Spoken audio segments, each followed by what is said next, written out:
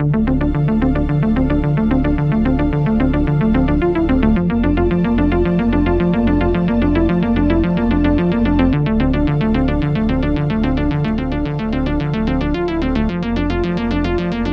everyone, this is episode 6 of High Fantasy, a member of the Broken Jars Broadcasting Network. We also have the Dresden Files podcast and 42 and Shylock's Gaming and other stuff. We'll plug more at the end, but our bumper broke, so whatever. So yes, our bumper broke. I have no idea why it broke, but Right. It definitely broke. So here we are. Today we have all three normal people plus a guest named Jer. So say hi everyone. Hello. Hey guys. Howdy. All right, let's start with our progress since last episode. What has everyone accomplished this week? 2 weeks? I'd say about 10 pages, which is low for me. It's been a rough couple of weeks. But it was one of those funny things. I was looking through my progress and realized, oh, look, I've spent 40 pages in one location. So I'm like, well, I got to have to expand some other things to make up for this. I actually wrote this past couple weeks because our previous guest, John, he started beta reading all my stuff, and that just I need to write more now that I have a ton of motivation for my military story. So I actually wrote 4,200 words, and I felt really awesome about it. Nice. And That Colin also, showed me that his also word count. reminds me, I wrote the first couple I- of pages for my new story, or my side story. Oh, nice. Yeah. I accidentally hit the number and ruined my my word count. But I set a 1,000-word goal for the past 2 weeks. The past 2 weeks has been more than 10 days, so I didn't meet it.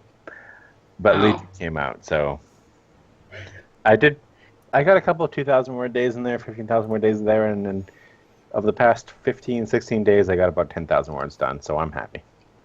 That's pretty good. I felt accomplished until you showed me that. It's been my most productive week for 2 years now.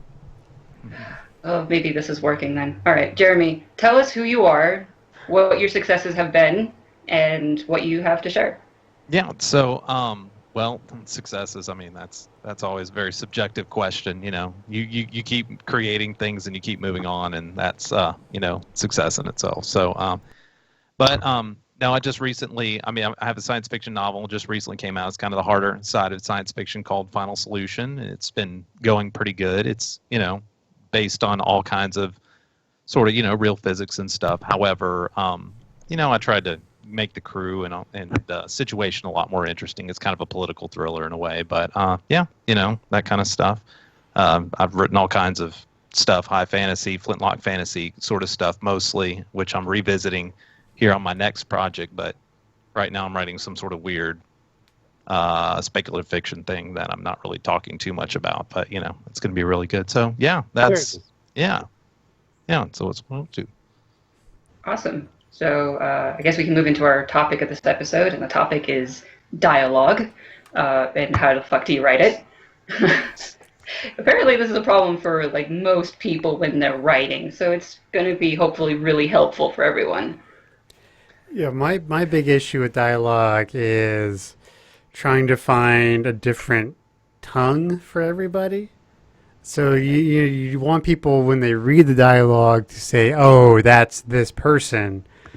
And that's just hard for me. I'll go back and reread things. And I'm like, "Wow, there's for the same person here." So I have to go back and rewrite the dialogue. I have the idea for the dialogue, but the execution is really tough. I'm I don't bad. know. Keep going, Colin. I'm bad enough that I'll be writing a scene and having people talk, and I have to stop and be like, okay, I gotta add some qualifier to this dialogue so that people know who's talking. Because distinct voices are way beyond me. I hate dialogue. I mean, it's the hardest part, but gives it. It's the hardest part. It's of writing. the spice on top of the cake, right?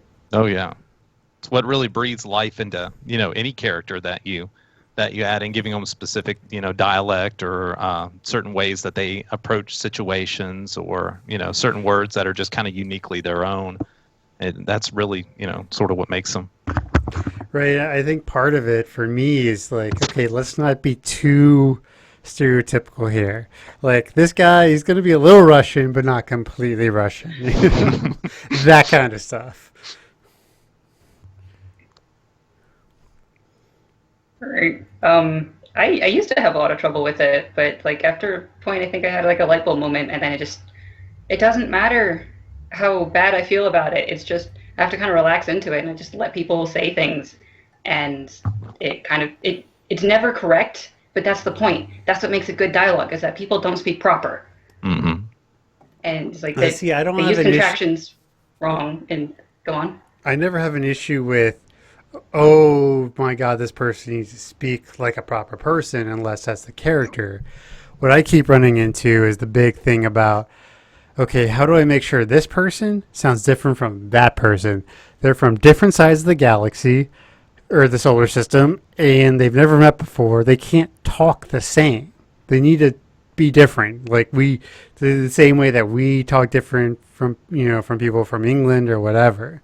Like that's where I really fall into issues. Yeah, the kind of the setting word choice that way. Mm. Yeah, I mean, maybe that's something I should look at more. Is just like, okay, this person is going to talk this way, and then go from there instead of just trying to do it organically. Yeah. Yeah, I would go back with like the world building and then build the structure of the setting and then figure out what people would say out of that in order to get that to work. Come on, If, our if listeners that's know I don't plan. Come on. Just the only reason I'm 10,000 words in the past 2 weeks is that I abandoned all attempts at defining the world and have just been writing. And what I've been running into a lot is I've got the narrator who is a first person narrator speaking a lot, and his friend who sees eye to eye with him a lot. And I am running into constantly the issue of the two of them are in a scene, and they're both very similar characters, and I can't make dialogue tags without specifying which one's talking because I have no way of differentiating them right It's now. time to kill one of them. Yeah. Change it up. Change it up a little bit. We talked you about know why this. Michael Carpenter is so interesting? Because he's compared to Harry Dresden. The main character Michael is would not work on his own. Right.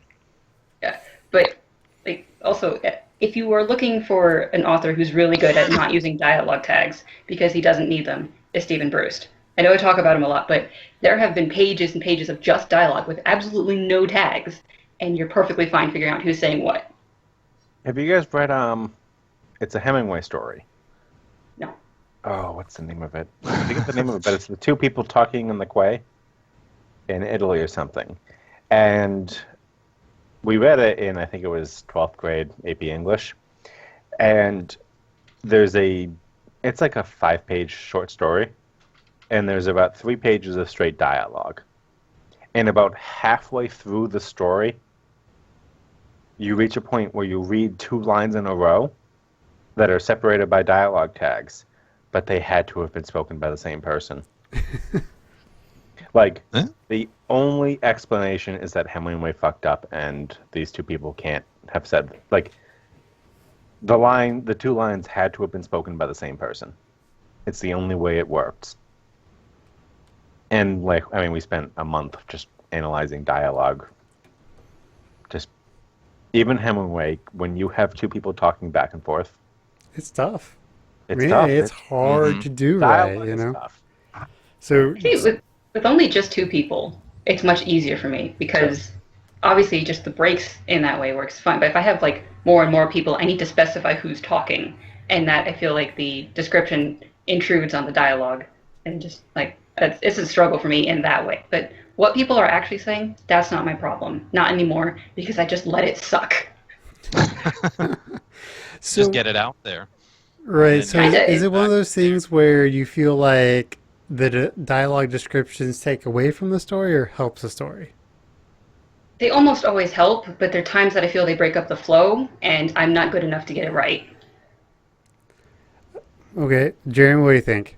Well, my thought on dialogue tags is if you're reading the scene and it seems at all confusing, you should probably put a he said or she said or so and so said in there, because most of the time readers are just going to look over it anyway. You're not even going to really read the fact that it was there, but it's there, and you know as a reader, and you're like, okay, this is what this person's saying. Now that goes back to the Hemingway thing. You may want to revisit what it is that you're doing to make sure that that character is distinct enough that they're speaking in their own voice, not just, okay, I'm the writer and I've kind of got my standard voice that I don't mean to, but I subject on every character, and then I'm putting this on all these different people. You know, you don't want that sort of situation either. You want them to be their own person. You know, you want to breathe some life into them, you know. So I have no problems with dialogue. You can also break it up with actions. Actions are great, you know, in the middle of it. You know, they could always do something. You know, they picked up a glass of whiskey and took a sip, you know, whatever, you know. Yeah, that's usually what I end up doing, I think, is that they're doing something and breaking up their speech. I feel like that's cheating to avoid creating a actual voice. You're just using mannerisms to give you the example, to give you the opportunity to say who's doing it. I mean, Does that mean it's wrong? No, I'm completely guilty of it, but it skips the attitude of creating a distinct voice by letting you use actions to name who's speaking. Mm-hmm. And I mean, it works sometimes when character voices aren't necessarily distinct. Right, and I guess that'd be a question is, how many distinct voices do you need versus throwaway voices? Yeah. Too many is. Does Lieutenant John, you know, who's in 2 scenes, need a distinct voice, or does he just need to be a throwaway character? Your red shirt. Yeah, exactly. Yeah. You're right there. The he's gonna die.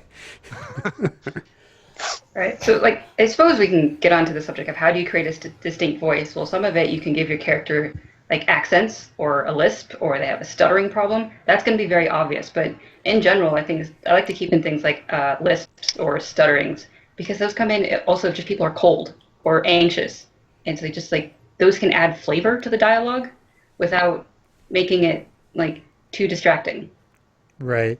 I mean, I know I've talked about this a little bit before, but one thing I like to do personally is create strict grammar rules for the person.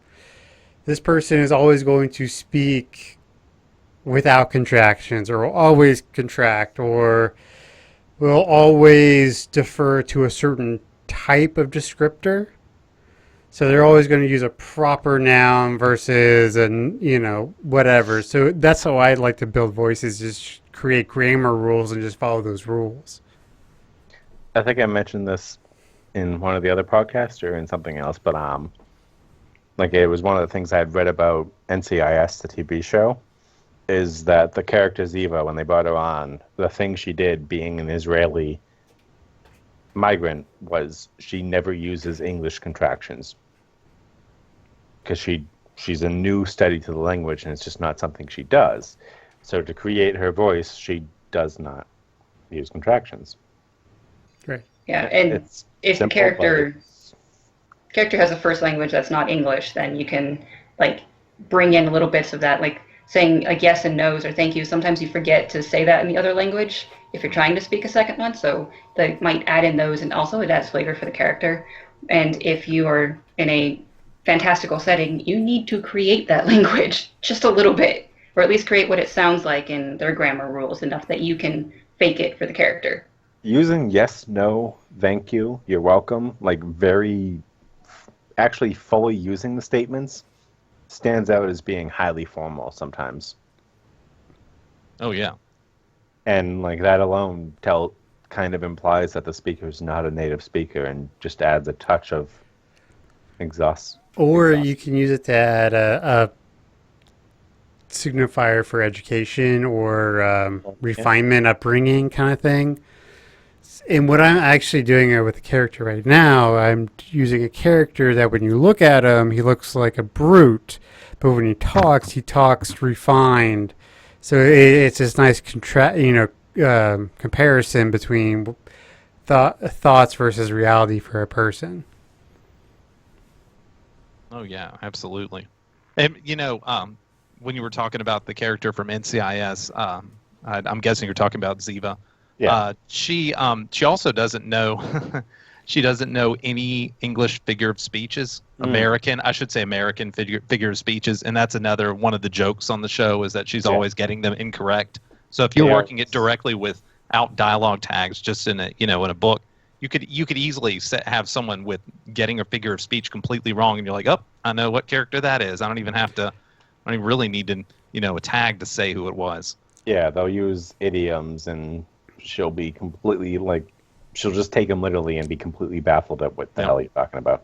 Right, and it's not a book, but a great example of that is Guardians of the Galaxy with oh god, I cannot remember his name now. He's one of the guys who just cannot. He takes everything literally. Drax. Drax, yes, Drax. There you go. He's just like, He was my favorite. yeah, and it's a good example of how to write that kind of I character. forgot all about that. He does. Yeah. Well, It's one of the reasons I love the fairies in Dresden. It's like they take everything Me literally. too. So sarcasm is your not good friend. I love Tutu. Yeah. Well, I had pizza for dinner, by the way, so I'm just saying. You didn't share. Did you No, summon none for the Zal Lord, Aw. or the Zal Lord's guard, or whatever. I feel like you were just wasting the opportunity of giving pizza to fairies for information if you're not. Oh, I know, right? Hey man, if I knew some fairies I could give pizza to for information, I totally would. Like just for funsies. Yeah. Honestly, yeah, I'm paying for the pizza. That halfway through the pizza, I'm happy with the cost of it. I'm giving half a pizza to some fairies for some information. I'm good. But you have to know their full name, their correct name, and exactly how to enunciate it. If you want control, but I can bribe them true. with pizza, and they're still. This isn't a Dresden podcast. I have one of those. We can take this discussion there. Yeah, I've got chalk right here. Ooh. But it's interesting about how to give people realistic words. A huge thing about it is swear words, and obligatory mention of Sanderson because I think he sucks at it. Yeah. Sparks. Colors and storms is really just, it doesn't sound right. The storms work in the context of Stormlight Archives just because of how negative the storms are. Until they're not. Until they're not, yeah. Like, they get all of their power from storms. That kind of puts them as a good thing, so why are you still using it as a curse word? It doesn't feel right. Even No. Wait. I actually had to talk to Alex about this. Is so many of our English swear words are derived around God and His abilities. So Yes, one of the but- strongest swear words. I mean, it's one of those basically automatic R in terms of movie ratings is goddamn. So God will damn you to something. It is a swear word about power, not about something bad happening in terms of the world or whatnot. Maybe, but I don't think Sanderson pulled it off because the storms are like a normal nuisance. They're not like, God damning you to hell for all of eternity. And then they become a good thing until they become a bad thing again. It's just like, it didn't feel right. And he continually makes up new swear words to use for every single little story or whatever. And it's fine, it's his prerogative, but I think that it would be a bit more effective if he used some real swear words once in a while. his religion shows up most, I think, there. Yeah. What is But is he he's Mormon or something? Yeah. He is Okay. Mormon. Yeah, that He makes teaches a lot at of sense. BYU. Yeah. Interesting. I did Okay. not know that. I was gonna say, it's one of the things I've noticed on the radio driving to work. When I think the one that stood out to me the most is the Offspring's "Why Don't You Get a Job," and they're happy with the intro to the song being "My friend's got a girlfriend and he hates that bitch," and then halfway through the song that switches point of view and "My friend's got a boyfriend and she hates that blank." Like they're too afraid to say "dick" That on is strange. radio. And then there's a different song that he'll say shit and whatnot in the song, but when he says "God damn," they bleep out "God," so you just hear "bleep damn," and it's like, what are we being stuck up on here? Yeah. Some of the language There's okay, if people, can't relate to it at all, but people feel more assaulted, I guess, by goddamn instead of fuck you for whatever reason. It just doesn't make sense to me. But No. then fine, you can use that. You can like shy away from it if you don't want people to ever feel that way in your story, or you can use it effectively. Which I think that if you're making completely new swear words for every single one, if they're just random words like colors and storms, I mean they're not fully random, but they're just everyday words that he could be using things much more effective. So when like Dresden says "fuck you" to Thomas, it's very funny. Yeah. Have any of you guys read? I can't remember the name of the writer who wrote it, but I recommend this 100%. The book is called "Holy Shit: A Brief History of Swearing." No, but now I want to. Yes, indeed. It's one of the best books ever, seriously. But she goes into and she breaks down the trifecta of swearing, and there's the holy, and she balances between this in the book. It's funny, the holy and the shit.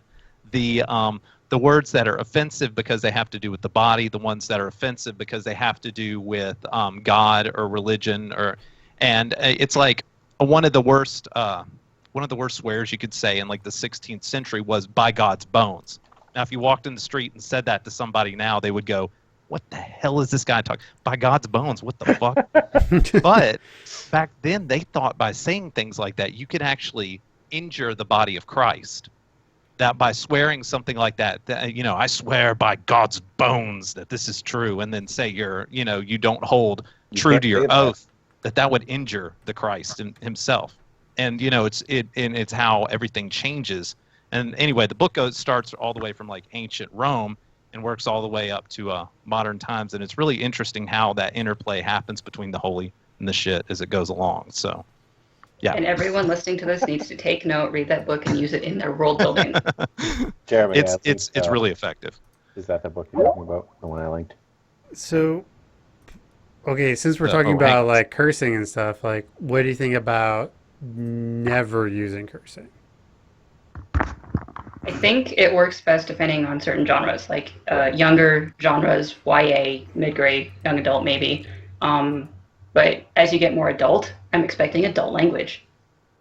Who's read Wheel of Time? I read one book. I've read 11 who's books. Okay, so at least 5-6 books of Wheel of Time. Mm-hmm. Jacob, how far have you gotten? Like 20 pages. This was not my jam. The first book is the first 200 pages of the first book is a straight Tolkien ripoff, but he makes it work. My other issue with Wheel of Time is the reader, because I don't read a lot, I listen for the most part. Okay. And the reader is the same woman from Codex Alera, and she's terrible. Alex sent me the audiobook for the first one, and it was a male reader. It splits the parts from like Egwene and Nynaeve and and like Moraine and all that. They have a female narrator, and then there's a male narrator for all the guys. So it was kind of weird. Even when I was like, what the heck? We just changed narrators. What the F is this? But he's definitely. I can't recall a moment in Wheel of Time where he uses a real world swear. No, but like his swears are actually like kind of okay with. Like he's a blood and ash was the biggest one, right? Yeah. Blood Well, and I mean, ash. one of the big, that works. like things I think of, and granted it's not a book, but it's Firefly. They have their own set of swear words, and when they use them, they have meaning and power, at least to me. Like What Gore does Ambit or... right? I feel like Robert Jordan manages to avoid the... Like, on one hand, The Wheel of Time is not a children's series. It's not a young adult series. It is a full-fledged adult fantasy series. But on the other hand, he also avoids ever using actual real-world swears. He creates a broad enough picture to use swears in his own world that even before he uses the swears, when you read them, you still feel like, oh shit, he just said something serious there. Yeah, I think there's a certain difference in intention with some of them. Like blood and ash is like those are genuinely negative things, and blood being a bad thing is like bloody, like the British say. And so it's just like that felt fine. But I think there's also like if they're not saying fuck or shit or damn, maybe they're also using things that are the equivalent, like plow or sod. which is also much more British. But Sawed off. like, yeah, they're not like insults to me, but like I get the intention, and they're the same intention, and that's the thing that Brandon's not doing. Are you It's being too realist, Alex? Like you need something that's like No, close I'm not. enough that. I'm kind not of. It's like saying Sanderson alone. I'm just pointing out examples of fantasy who do use non-real swears, but Yeah, still get but- their point across. I can't say color you and make it sound like fuck you. Well, maybe you should. Warbreaker's a fun children's story. for the most- Warbreaker was fun. I think Warbreaker was actually my favorite of his, but it's still just not that the swear words So, did not. so hit maybe me. if you're developing new swear words, you should try to not just swap them from one or the other. Create a new dialogue for how people are delivering those swear words. Yeah. Like, That would give you more like, buy the blank and the blank instead of fuck you or whatever. Are y'all Abercrombie fans by any chance? Joe, I am Bad, but- halfway through one book. What's the first one? First Well, Blade. that, The Blade itself. Blade Yeah, itself. I read that one. That's it. Which, by the way, the Shattered Sea, those are all great books. But the Shattered Sea, I think, absolutely trumps his first series, big time. But that is completely a side note. But one of the things that a set of characters call that is people pinks. Anybody that's not from like Gurgistan or wherever it is has light skin and they have a pinkish tint, and it becomes an insult. And this one character always calls everybody, comes up and go fucking pink. And that becomes an insult in itself, which is kind of a racial slur, epitaph, or wait, I'm getting those words backwards, but you know what I'm saying. Yeah. Yeah. So there I are think- things like that too you can use offensively to make a certain point in a situation, a certain slur if you want to. Yeah, So- and he's using a new word or phrase for the same old intention that everyone has used for all of history of Yeah. a racial slur. And also, I wonder if like the real world context of pinky being a bad thing because of communism. It's like there's also playing that in there. Wasn't Pinko for Whatever. commies? I wasn't alive during the time. I just know it as a thing. Well, Did I read anybody history. I wasn't like that either, but come on. Well, Anybody who played Fallout 4, one of the Mhm. characters calls you blue Yep. because the place you come from, everybody wears blue jumpsuits. So she just calls you blue all the time. And it's like there's no inherent connotation in that word. So a little ways into the story, it's like it's not even a negative thing anymore. So like they Yeah, just yeah. made up. Weird. So there's no connotation to begin with. So having a friendly person call you blue all the time, eventually you just associate that with a nice, maybe not nice, but it's like there's no negative to it. So there's no pinko, there's no commie red, there's no anything. So I didn't mind being called blue. I do find it hilarious that our entire discussion is devolved into how do we swear at people in our, Well, in our work. In very color, fun. because it started with the Stormlight, I guess. Colors. Yeah. I was originally intending to talk about, and I've used this opportunity to get back to it, like when people are talking to each other and having a dialogue, if you say something that's outrageous or shocking, you don't always need to show the other character reacting in description. You don't need to show their eyes widening or the gasp of anything, but if you just say, Jesus Christ, and like they're obviously reacting to it, you're showing it while using fewer words. Mm-hmm. And that's Yeah, I mean, that's a tricky balance, right? Is sometimes you want to be able to portray it through the language, but other times you definitely want them, like you just, maybe depending on the scene, you just need to have that, oh my, this is how they feel at this point, in the description of how they react bodily is more important than how they actually respond to it verbally. the different things, use them to your advantage. Just throwing it out there. And you can always, aside from, cuss words we don't use and everything and things people are unfamiliar with and completely made up stuff that, we can do.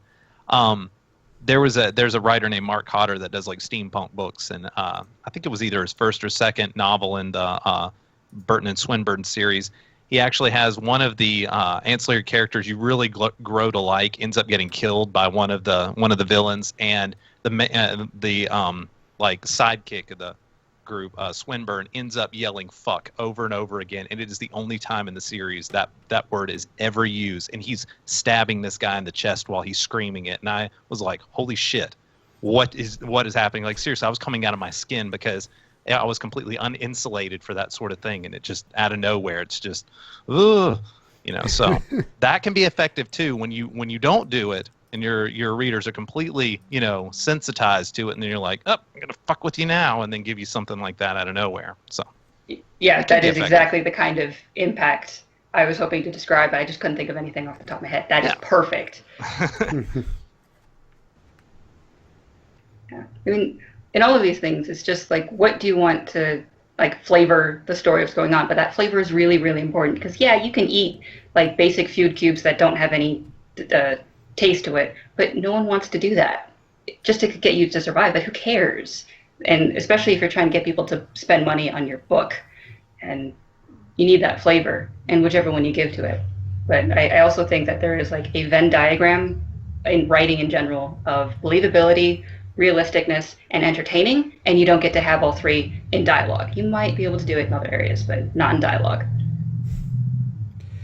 Yeah, and it's kind of one of those funky things where, especially for someone who mostly listens to books instead of reading them, where I get trapped in the reader being able to deliver something. It hit me really hard with I'm getting some echo.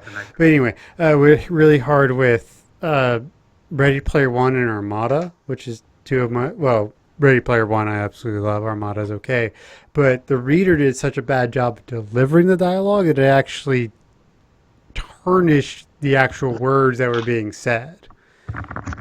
And so I wonder, like, is there like sort of an idea of making dialogue so unique it might like that it right off, even if a terrible reader is reading it? Well, just recently, the audiobook I just finished was Red Shirts, John Scalzi. Like, I finally got caught up on that. But Will Wheaton's narrator. Will Wheaton also did Ready Player One and Armada. He did Armada too. Okay, yep. I actually got the book on that one. And I like Will Wheaton, but he didn't really, as a narrator, did not have a very large palette of voices to choose from. It was always Will Wheaton, if that makes any sense at all. And so it made it a little bit more difficult. But in Red Shirts, I think Scalzi did a good job with his characters. So I actually, even though the voice was pretty much the same, I felt like I was actually able to differentiate between who they were based on what they were saying a lot better. Now, if I read the book, I'm sure it would have been, even better. But, you deal with that in narration sometimes.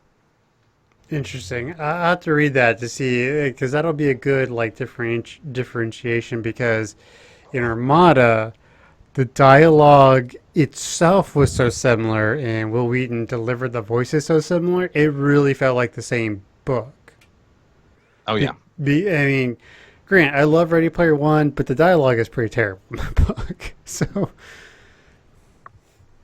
No, Armada was in a lot of ways felt like Ready Player One. So even though I didn't read it, so but then again, you've got great narrators like who did the Dresden books? I'm sorry, I can't remember off the top. James Marsters. Oh my gosh, he's amazing. He's great. I mean, he has a voice for everybody, and other than a few slips here and there, he pretty much stays in character throughout the series. Especially after like the third or fourth book. Like once you start getting into like the later books, he's like the only. He made me cry at work, man. I like get up and like go walk outside during changes. Like the scene with Susan during changes, I'm like, oh god, I gotta get up and go. I walked outside and still listened to. They re-recorded. I think it was Ghost Story. Ghost Story. Yeah, he re-recorded. Yeah. And he was so popular that they re-recorded Ghost Story to make sure that they had an unbroken chain of him narrating Dresden. Yeah. I heard that book by the other narrator, and I was like, what the fuck is this shit? Like, I picked it up on like a, not exactly a, official place. And I was like, what the hell is this? I'm going back to Audible. I'm just downloading the right one. This is some crap. Like, I'm sure the guy wasn't a terrible narrator. I mean, I listened to he was Ghost Story. A good narrator. He was I a listened good to Ghost Story narrator, as the but other he was guy. the voice of Dresden Last for what, $10? Like it's I should listen to Dresden. This is the first time I've actually wanted to listen to audiobooks because I never do because I do like reading. But just James Marsters reading Dresden is so popular that I have to. in. Yeah. And I'm a Eventually. weird person. I mean, this is way off topic, but I'm a weird person because I actually really, really like the way he read Stormfront. I actually love that. Like, it's my favorite performance he does. He gets a lot better in terms of overall performances, but my favorite reading of the Dresden Files is the one in Stormfront. He sounds like he's out of breath the entire time, though. He's like, He was so sick, I think. we met Murphy at the scene. Well, it's very, like he just to me captures that very noir feeling that I thought does. Dresden was He going really for. does. You know, the hard boiled detective gumshoe kind of thing, which I absolutely love. So, but anyway, we're Something talking about how to convey this dialogue. without word without a speaker. Like, well, I've never thought of like working my writing around the possibility of a shitty reader from an audiobook because I'm not finished with it, so who cares? Well, right, but Right. maybe if you think about who could be reading it, it will shape the dialogue to make it more dynamic. Absolutely. Or just thinking of someone in general reading it.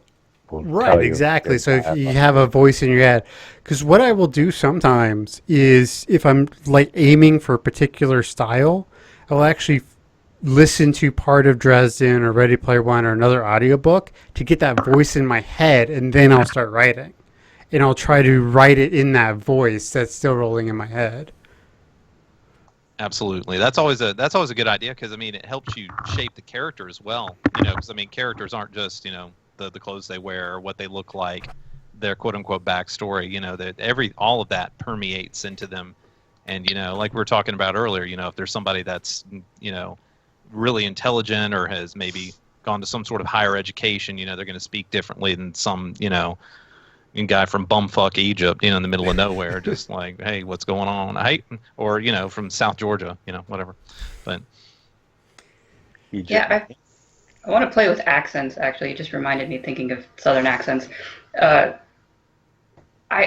military story is more like a pan-national military thing. So I have people from tons and tons of different countries, and they're all speaking English because of simplicity, but they're all going to have different accents. I have no idea what those actually sound like. So it's getting kind of weird and hard sometimes about that. Well, one of the cool things you could do if you decide you want to actually go down that road is say, look, you can use it to build backstory for characters. Say, okay, so let's say the Swedish and the English became one nation at some point, so you could have this really weird sort of Swede or English dialect or German English or whatever. So like especially when making the stories, it's really easy to like say, oh, I'm going to just give this person 3 accents and create a whole new one. Yeah, I don't think that's easier, but whatever. Maybe it works I didn't for say you, it was but I don't think easier. that I just works said for it me. might be more fun. you mean when IKEA took control of the United States and they rewrote our lingua franca, Right. Well, this is to plug another podcast, but for creating voices, I would highly suggest people listening to the Mark Hamill episodes of Fat Man on Batman. It's a Kevin Smith podcast. And he talks about how he creates, because he's been a voice actor basically since he quit doing Star Wars, and how he creates unique voices for every character.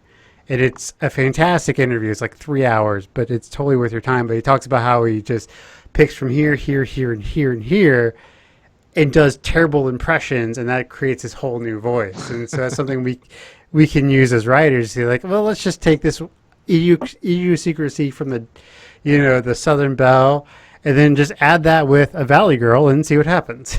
you can have an interesting result. Yeah. I suppose part of my problem is I just don't know what these, maybe because I don't know what these accents sound like, I can't hear them in my head, so I can't like add in the sounds in the dialogue of how they'd be saying it. Like, I never say y'all in my dialogue, even though I might have a character that uses it. I never Nice. say it. I never say y'all in real life, and I'm from Alabama. I say y'all all the time, but I'm from Texas, and I say it Alabama. all the time. I say it in Yeah, my like- work emails. I say it, and I'm from the Northeast. Yeah. Yeah, and I was thinking about that character I have from the Northeast, which she's supposed to have a really strong accent. I have no idea what that actually like. I can't generate it in my head, so she doesn't have one on paper. She'd say y'all. Really? She'd I say don't y'all really know if I in a believe you. Boston accent. Like we use it because we hear it a lot, but we still say it the way we say it, so it still sounds wrong. But we're still going to say it because it's a great word. It covers everything. It's a great word, yes. What's going on, y'all? Y'all want a bagel? I mean, just like y'all or you all or hey, everybody, how's it going? What do you, just, y'all? Come on. I just think Northeast accent. I just think anybody on Family Guy. If I want to do that, just. Yeah, pretty much. That's about the way it goes. Okay, that's easier. I'll Not gonna deny. guess I'll watch some Family Guy. Oh, and I if think- you want to get some, especially West Texas accents, you get some Family Guy going on. Not Family Guy. Crap. Hank Hill. What am I looking for here? Oh yeah, King King of of the the Hill? Hill. King of the Hill. Yeah, there we go. There we go. Yeah, Oh, yeah. dang it, Bobby. That show is so good. It's so good, but it's actually the accents are actually really similar. From someone who grew up in Texas. So Down, when it comes to accents, what did people think of Spook's accent in Mistborn? Oh, Leftoborns? Yeah. Oh, that was very strange. Okay, anyone who hasn't read Mistborn, So there annoying. is a character who speaks like this weird, broken, almost English because he like transposes words in a very strange way. Like his Wasn't name is the place where I was young. Wasn't Yeah, the it- talk to come and be without the stay. Like was the knotting of the wanting or whatever. It's Yeah. very strange. But That there's seems like I thought a it was- grammar rule accent. Like someone's going to make a rule No, for yeah. how he talks. And so, Yeah. it was a slang that was like based on using Okay. I'll try to explain it. There's a scene when they were finally describing his backstory. The name that he was going by was Leftoborns, and it's he'd basically been abandoned by his family. So when he sold his new name as like his new alias, basically to the person, there was a description of Leftoborns meant left I'm born, meaning I've been abandoned. And so that kind of clued me into how the fuck he's talking. But like he tries, like I know we rag on Sanderson a lot because he is popular and he does a lot of things well, but he does a lot of things also not well. He's But perfect. it's so flagrant an accent that just like it doesn't work because of how much attention he draws to it. What, kind of like Yoda? I mean, Yeah, think about that. That's kind of like one of those things. It's always every word is like completely out of order. it's like Yoda works only in the sense that nobody asks him why he's speaking that way. People constantly ask Spook like, "Why are you speaking like an idiot?" And he's like, "Oh, it's just the dialogue I have." It's like, okay, that just doesn't make sense. Like you sound like an idiot. But nobody There was asks. Brain Nobody injury I have. There was a book series by Torrin Kerr. Wait, no, Tanya Huff. Torrin Kerr is the main character. And it's futuristic spatial galactical thing, and there's basically space marines, and there is a race of Alpha is the emperor. like 4 foot high cat people, and they're very bitchy and catty, but they learn galactic you really standard cat people are English. bitchy and catty, just like cats Yeah. are? Oh, that's a stretching the muscles there. Yeah, there's one character that was very consistent from them, and she's kind of entertaining in the bitchy catty way, but the entire race, when they learned English, basically, they refused to adhere to its really stupid grammar rules. So they only use the word are as an ARE for anything that means being. So they're very broken, and they're just like very stuck up about it. But every now and then, the way that she normally speaks that way causes her to speak grammar correctly, and it's kind of shocking in a weird, funny way. It was a grammar rule as an accent that kind of worked because it's not a very serious series. That's interesting. I'm sure there's probably some of that in I mean, if you dug through, speaking of not very serious and nonsensical stuff, any of the Douglas Adams stories, I'm sure there's some of that in there. I mean, I'm positive. I can't think. I mean, there was a restaurant that traveled through space, so, whatever. Oh, the Vogons had a very distinct way of speaking. I can't I can't think of exactly how it was off the top of my head, but they definitely had a very distinct way of speaking when you read You the like book. my poetry? Yes. That was the closest one of the closest I ever came to like wrecking a vehicle is I was listening to Douglas Adams on audiobook, and I was just laughing so hard listening to Hitchhiker's Guide that I damn near wrecked my truck.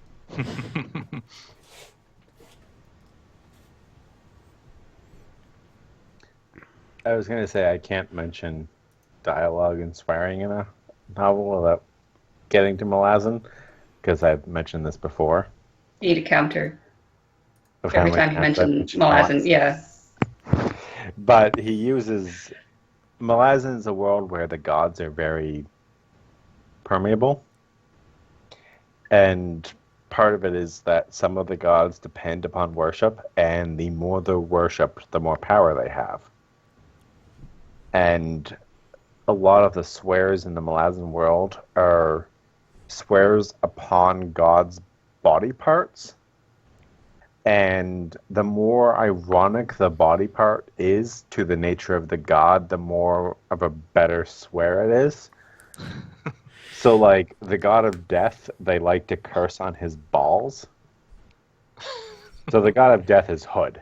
So the most common swear in the whole book is Hood's balls. Every time something goes to shit, they're just like, ah, fuck, Hood's balls.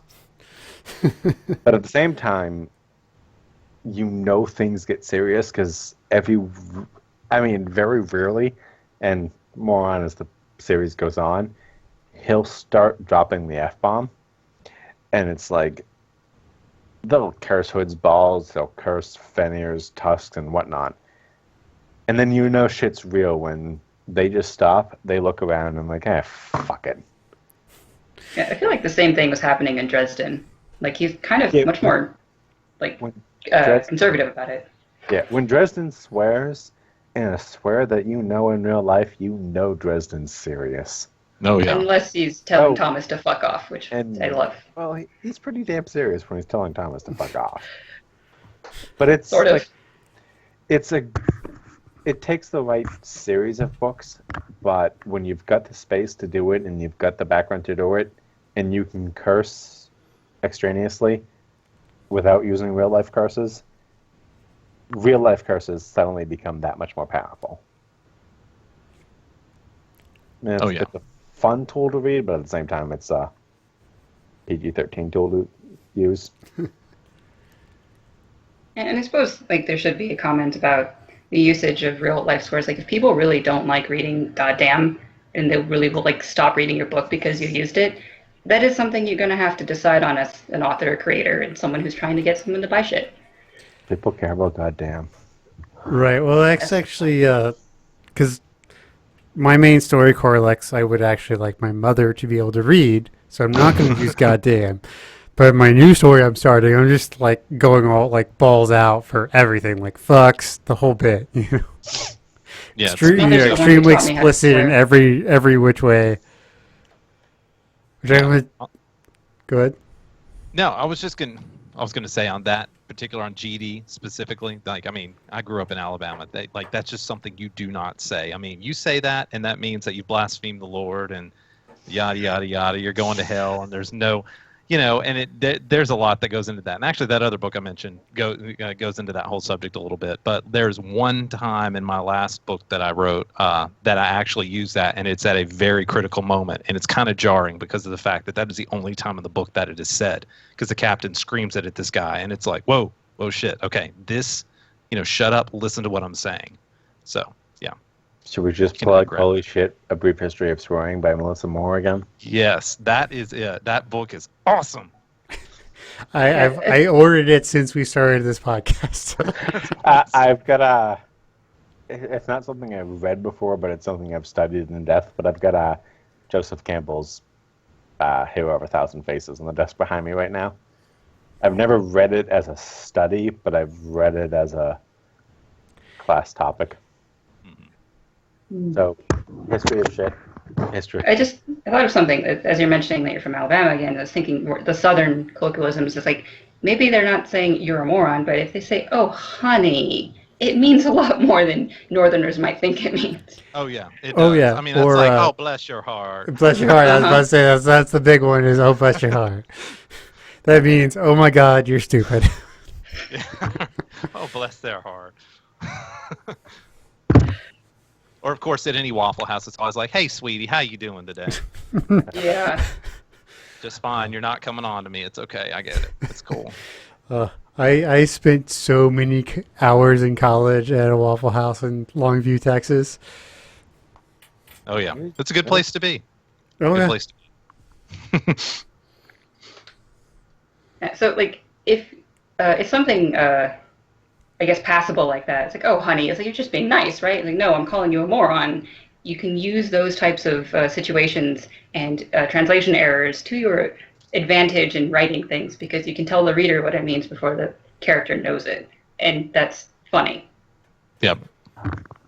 So Well, go ahead. no, well, that just reminded me of the thing. There's a thing in Red Shirts. It's a running gag that comes up about giving a hand job, a blow job, and a fuck. Anyway, it has to do with favors. And later on, this Red guy's Shirts like, is a lot more PG-13. well, it's like this joke having to do with like these levels of favors, but you don't actually do the act. But later on in the book, of course, one of the characters says something. This isn't necessarily a swear, but it's like that whole inside reference you can work into swears or figures of speech or anything in dialogue where it's like, you can say, oh, later, like, oh, okay, well, you know what? After you did that for me, I totally owe you a blowjob. And they're like, what the hell is this guy talking about? Never mind. So do you ever run into the issue of trying to make sure every word means something instead of just like, sometimes dialogue is just dialogue. Sometimes a cake is just a cake, to quote Star Trek. Yeah. Well, it depends on what you're trying to do with it. I mean, obviously. Right, but I mean, I feel like there's so many things we want to do with dialogue, and something I struggle with is like sometimes I'll get paralyzed writing the words because I'm trying to make sure they're the right tense or the right dialect or the right slang or whatever that I ended up just not writing. So do y'all have anything, do you ever run into that problem or have ways to get over that kind of problem? I'm struggling in my new story to. First of all, I don't write first person often, so everything from first person point of view is a little awkward. But at the same time, it's supposed to be a little more Black Company style, where it's like every section is kind of a narration of things that happened that day. And a lot of times it's like he's telling it from the point of view of it was almost present tense because it just happened. So I'm like stopping mid-sentence and shifting words to either not be first person present or to be a little less past tense. It's actually kind of miserable. Yeah, well, it's difficult in first person to begin with. Sometimes when you are writing in first person past tense, because the whole thing is like one long bit of dialogue. I mean, honestly, it's like that the main character just sitting down there and just being interrogated the entire time. So you cut it to dialogue, and it's like, oh, now we got to go present tense. We got to shift this, and then now it's back to me telling someone the story of this. So, And that can be a little bit of a challenge. Journal in particular is hard because like he's telling what just happened, so he's telling it in past tense, but it just happened, so he's not like the whole thing's not in past tense. He's kind of describing feelings in real time, but things already happened. Right. I've run into that issue with other stories where I'm like, you feel like you're doing this great job of describing something, and you go back and like, wow, I just, dialogue dump for 40,000 words. If I can pump up 40,000 words of dialogue, even if it sucks, I'd be happy. Well, I'll tell you, the opposite is almost harder than that. The story I'm working on right now only has 2 living characters, so and one of them is 2 years old, so it gets very challenging on dialogue, let me tell you. I like using dialogue as just a reason to expand my word count. It's just like, okay, so something's happening. These two characters are going to explain it, and there's 1,000, 2,000 words. Perfect. Gonna move on. I'm happy. Am I going to be happy when I beta read that for you? I mean, I can send it to you. See, I Well, run to you the should read other my side. shit anyway. But I know. I mean, the story as a whole, I'm not terribly happy with, but I'm happy I've gotten where I am in it. It's got a lot of revision to do. See, I'm the opposite side of that, where I'm just like, oh, these guys haven't talked in a long time. They should probably say something now. You know, that's what I run into. You start worrying that they don't have enough lines, like they're actors, and you have to pay them, you know, It's for kind every of, yeah, scene kind that they're of, in. yeah. I mean, that's a good way to put it. I was just reading, there was a list on Reddit of actual errors in the Wheel of Time. And one of them was a scene, and I think it was book 9, for anyone who's read it, The Winter's Heart, when Rand cleanses Satan. And part of it is he's got all these Aes Sedai with him who help him cleanse it. And there's a specific one who is not mentioned. She's mentioned as part of the group who comes, but her role in the cleansing isn't mentioned. And people caught it and asked Robert Jordan, and he just basically said, I meant to mention her in passing of what her role was, and I forgot to. And it's like, people catch these things. Yeah, they really do, and it's kind of terrifying, isn't it? Well, that's something, because another podcast I do is Great Scott, which is all about the TV show The Office, and we dissect that show like really like hardcore. And so like, one of the things I want to ask these writers, like, did you ever expect this to happen to your writing? He has no wallet. I already checked. Do what? He has no wallet. I already checked. yeah, I have a Justin Faust podcast. We have almost 30 episodes spanning over, 2 years now? We have dissected quite a lot. There's still a lot to dissect with Dresden. I know. I'm so happy. We get to keep going. So, to be fair, like, Wheel of Time podcast could go on forever. Oh my The god. series finished, and Wheel of Time could probably go You on. know, there's so much to be said about that series, but I feel like honestly you could cut about 40% of what he wrote and it would still be just as good, because there is so much of just like, okay, we talked about makeup for like 3 chapters. I don't care. How many Come on, chapters? let's go blow some stuff up with the true source. Let's let somebody get stabbed by a poison blade that makes them get all fat and bloated and die. How and many, let's fight how some many trolls. chapters did Nynaeve tug on her braid? Oh, I know, right? That right there is enough. It's like, Like, stick her at the bottom of the river. Let's do that again. well, Yeah, I mean, to be fair, it's- sticking her at the bottom of the river didn't actually stop her. She It's kinda, not on the same level, but some of the speeches in Atlas Shrugged, especially from John Galt, you're just like, oh my god, it's like So 13 pages. I haven't read Atlas Shrugged. I actually bought Atlas Shrugged at the used bookstore in Bookline. That was like, I don't think it was signed, but it was like a used copy, and fantastic because Bookline's a great place to get books. And I lent it to my brother, who works at MIT, who had been reading Noam Chomsky and wanted to read some Ayn Rand. And he read the whole book. He's mostly a liberal. And everything John Galt says is completely retarded.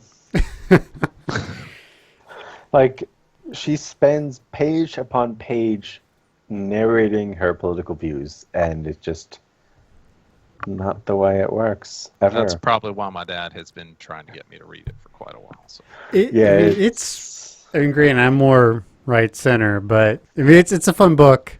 Yeah, she does get a little I mean, it is almost 2,000 words. I mean, it's a book / murder weapon. So it's pretty tense, but it's worth the read especially if you want a good, like, someone who actually does dialogue really well. She does the character dialogue pretty well, I think. If you want to be convinced on political points of view, don't read that one. No. It's for funsies. Though, I mean, my brother put it next to his Noam Chomsky books, and like, if you're going to just take a physical battle between books, she's got him beat. Thing's a fucking club. Like I said, it's a book / murder weapon.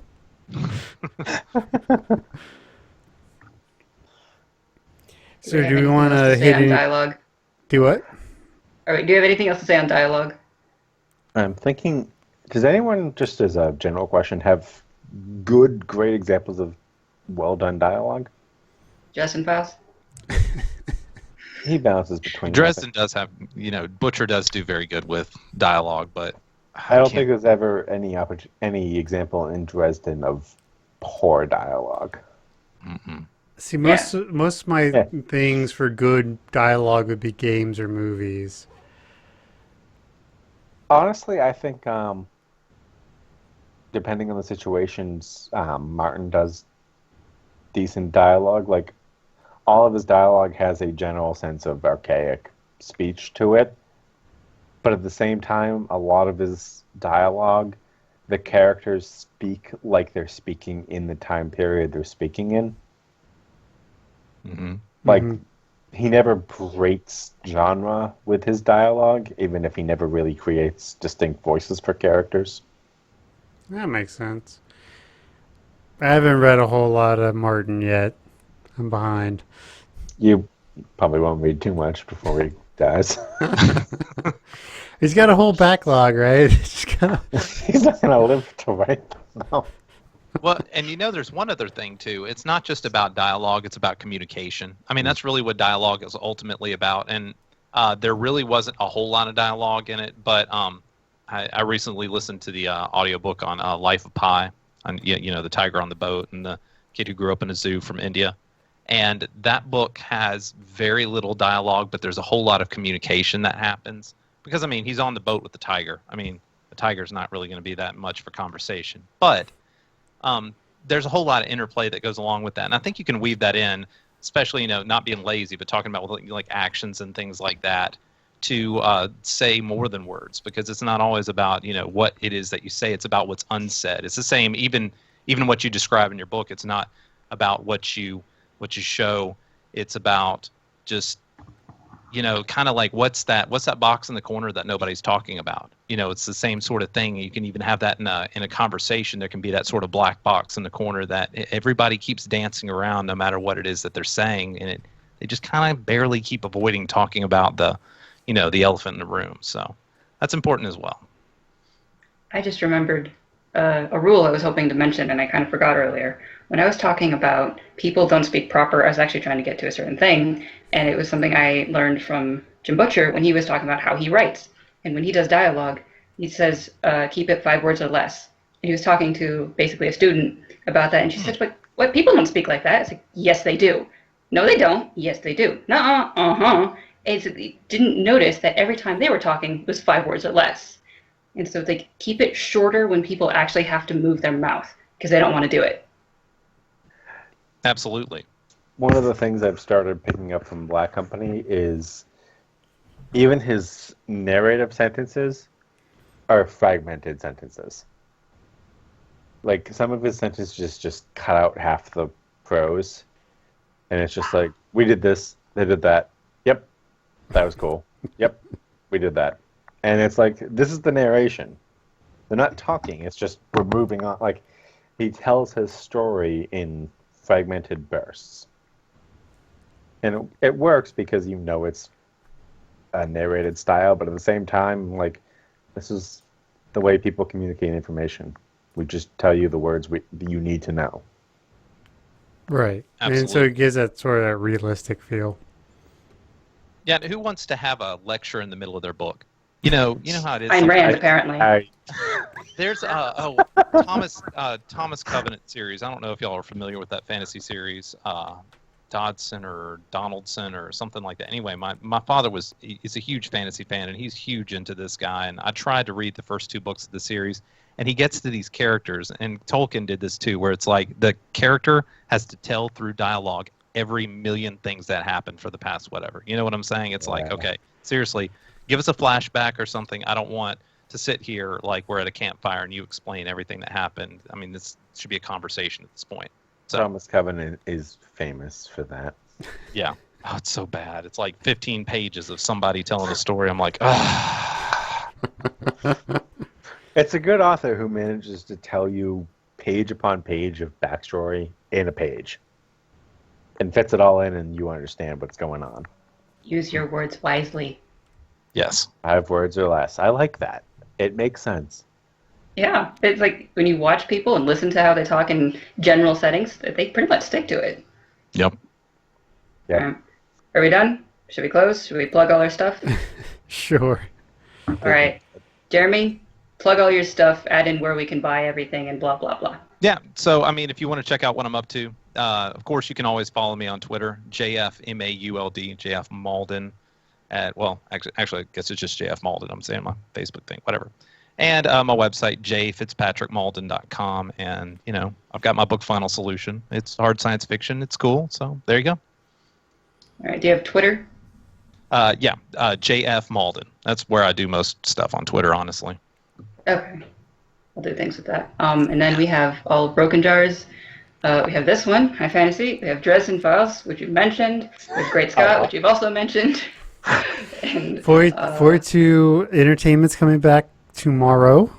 We've been off for a month, but we're coming back to bring you all just the random shit we like to talk about. And Dangerous to Go Alone. And we have Shylock's Gaming. Which may or may not be continuing, from what I understand. But that's a whole other thing. But still, we have gaming stuff if you like games. Yeah, and Andreas has his own Twitch streaming, Lord Batty. And you can watch Andreas play a bunch of things. I think that's everything, right? Pretty much, yeah. You can find me at Jacob Ingalls on Twitter. I'm pretty active on that, especially during college football season. So, yeah, hit me up there. Broken Jars Broadcasting at gmail.com. High Fantasy at brokenjars.xyz. Yeah, so we can just talk to us. If you want free video games, we'll give you free video games because we have a Tiny Build sponsorship, which is awesome. Those guys are great. If you have topics, let us know. We'll talk about them. If you want to be on the show, just let us know. We'll probably consider it, So, yeah. So, no matter where you are. I'm verbally shaming you on the podcast to read my shit. I wrote shit this week. Read mine. All right, we're done. But look at the bright side. If you're listening to this podcast, you can say, I remember when they were just this terrible podcast. So wherever you are, I hope you're having a good morning, good night, good evening, whatnot. Fuck. Have a good one, everybody. Say bye. Everybody say bye. Bye. Bye.